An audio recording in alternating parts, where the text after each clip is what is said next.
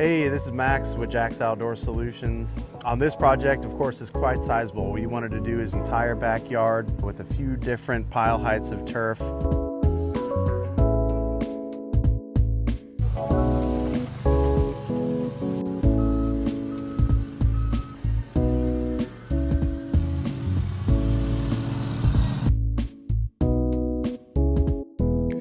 We worked very closely with the client on this design and size of the green.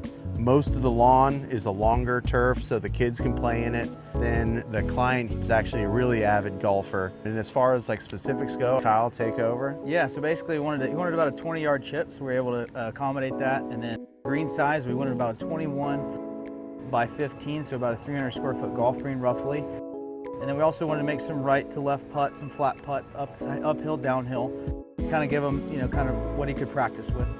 But yeah, the biggest thing was ball reaction, especially from a 20-yard chip. He does have a golf simulator, so he wanted to bring the inside golf to outside, and that was the purpose of this project. Awesome, and again, I'm Max Kiesecker with Jax Outdoor Solutions. On this one, the client was very, very happy with how it turned out. So please give us a call so we can get you on the schedule as well.